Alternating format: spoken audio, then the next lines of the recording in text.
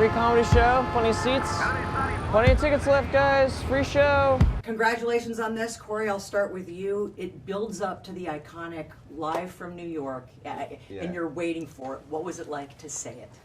It was very special. So when we shot that, we were maybe like 3/4 of the way through filming, and I'm standing on stage.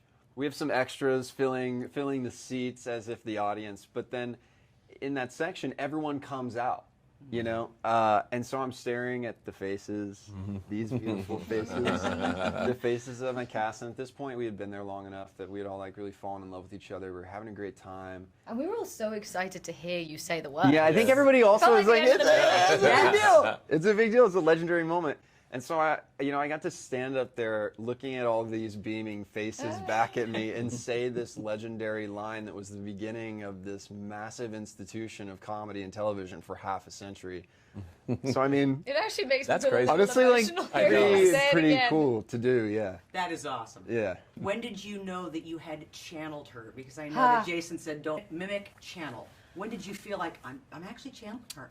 You know, I spoke to Alan Zweibel, who was one of Gilda's closest friends, and they wrote Rosanna Dana together. And Alan made me feel like I had it.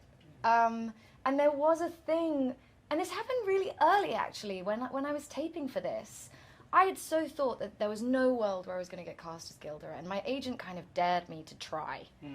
And as I was taping, I just was like, oh my God, this is the person I am with my kid nephews. I heard that you were having some technical difficulties. Let me start with you, because we chatted during the Fablemans, where you had full access to basically the person that you're portraying. And in this one, you're encouraged not to have a whole lot of contact. Which do you prefer?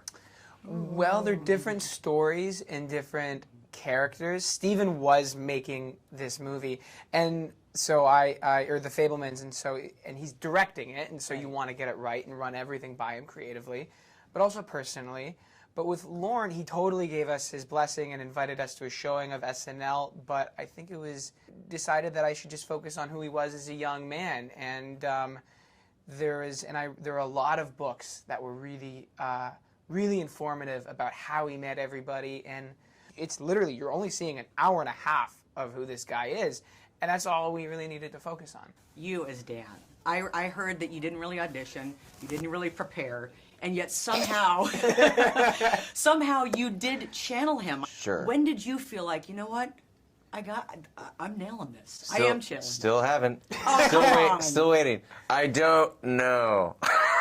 There wasn't. You had to have felt. I it did at some audition, point. by the way. It was just I didn't at first, because when I first Right. got it sent to me, because I didn't think that I was a good fit for it, and so it was a funny process for me entering like the whole thing, having that be my feeling, and then just kind of going into it and sort of trusting that whatever Jason saw, like, I mean, he knows the guy like since he was a kid, obviously grew up with him, so I was like, okay, you know, whatever it is that you're seeing, I'll just keep running with, I guess. And What a compliment from him. yeah. Oh, absolutely. Yeah, it was just like really leaning into the trust, I guess. And I also want to put on record, you've made jokes that you like didn't do any work or didn't do any prep or stuff like that. No, I you know you had to obviously prep. did. Right. The voice, Dylan's work in this is so amazing, and it's